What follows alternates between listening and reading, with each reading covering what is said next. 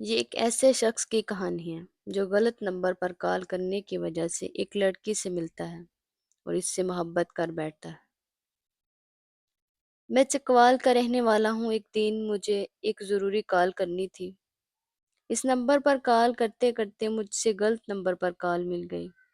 جب میں نے کال کی تو آگے سے ایک لڑکی بولی جس کی آواز بے حد خوبصورت تھی۔ میں جیسے اس کی آواز سنتا گیا میں تو اس کی آواز کا دیوانہ ہو گیا۔ مجھے اس کی آواز بہت زیادہ پسند آئی۔ میں نے فوراً اس کا نمبر واٹس ایپ پر سیو کر لیا، اسے میسج کر دیا، لیکن اس نے مجھے کوئی جواب نہ دیا بلکہ اس نے میرا میسج دیکھ کر مجھے بلاک کر دیا۔ مجھے ایسے لگا شاید مجھے ایسے نہیں کرنا چاہیے تھا۔ پھر میں نے اسے میسج کرنا چھوڑ دیا، لیکن کچھ دن کے بعد اس نے مجھے میرے میسج کا جواب دے دیا۔ میں نے اس سے جواب بات کرنا چاہی، لیکن وہ بار بار کبھی بلاک کر دیتی اور کبھی میسج کر دیتی تھی۔ کچھ دن تک ایسے ہی ہوتا رہا، لیکن پھر ہم ہر روز بات کرنے لگے۔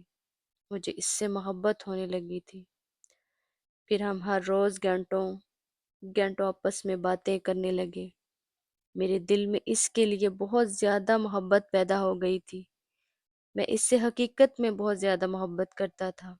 صرف اسی نے نہیں، میں نے ہی محبت نہیں کرتا تھا بلکہ اس کے دل میں بھی میرے لیے محبت پیدا ہو رہی تھی۔ پھر ہم روز ہر رات کو باتیں کرتے تھے۔ کبھی کبھی جب ٹائم ملتا تھا تو دن کو بھی بات کر لیتے تھے، اور ہم میں جھگڑا بھی بہت ہوا کرتا تھا، لیکن میں اس سے بے حد محبت کرتا تھا، اس لیے ہمیشہ پہل کرتا تھا اور اس سے مقام نہ لیتا تھا۔ ہم دونوں نے بس ایک دوسرے کی تصویر میں ہی دیکھا تھا۔ ایسے ہی ہمیں بات کرتے کرتے 4 سال مکمل ہو گئے تھے۔ وہ مجھ سے شادی کا کہتی، مگر میں اس بارے میں بات کو ٹال دیتا تھا۔ وہ کہتی گھر میں بات کرو ہماری شادی کی، کیونکہ یہ تو میں نہیں چاہتا تھا کہ میں اس کے بوجھ بنوں، کیونکہ میں ایک کینسر جیسی مریض میں ابتلا تھا۔ اس سے شادی کر کے اس کی زندگی کیسے خراب کر سکتا تھا، کیونکہ مجھے اس سے بہت محبت تھی۔ میں اسے خوش دیکھنا چاہتا تھا، اور جس انسان سے محبت ہوتی ہے انسان اسے خوش دیکھنا چاہتا ہے، لیکن جب اسے پتہ چلتا کہ مجھے کینسر ہے اور شادی کے بعد مجھے کچھ بھی ہو سکتا تھا تو اس کی زندگی تو خراب ہو جاتی نا۔ میں اس کی زندگی خراب نہیں کرنا چاہتا تھا۔ میں نہیں چاہتا تھا کہ اس کی زندگی میری وجہ سے خراب ہو جائے۔ پھر ایک دن ایسے ہی ہمارے درمیان لڑائی ہوئی۔ اس کے ایک بار کچھ ایسا ہوا کہ مجھے اس کو منانے میں کچھ ٹائم لگ گیا، لیکن تب تک اس نے کوئی اور پسند آ گیا۔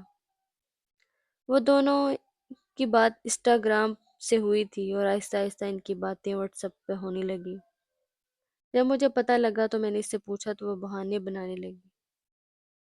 جب میں نے اس سے کہا کہ تم کیوں جھوٹ بول رہی ہو تو اس نے کہا کہ تم نے کون سا مجھ سے شادی کر لینی تھی، لیکن اب میں اس سے بات کرتی ہوں اور مجھ سے شادی کرے گا۔ میں بھی اس سے بے حد پیار کرتی ہوں۔ پھر اس نے مجھے بتایا کہ میں کینسر کے مریض میں ابتلا ہوں، تو اس نے کہا مجھے اب کب بتا رہے ہو؟ اب بہت دیر ہو چکی ہے، تم نے مجھے پہلے کیوں نہیں بتایا؟ میں تمہیں بتا کر دکھی نہیں کرنا چاہتا تھا، مگر اب میں اس کے ساتھ بہت زیادہ خوش ہوں، بہت زیادہ پیار کرتی ہوں۔ میری بات یاد رکھنا، میں شادی بھی اسی سے کروں گی۔ اس کے بعد وہ مجھے چھوڑ کر چلی گئی، لیکن ہمارے 4 سال کا پیار اس نے 2 مہینے میں کیسے بلا دیا۔ اس نے وہ 4 سال کا پیار بلا کر کسی اور سے کیسے محبت کر لی۔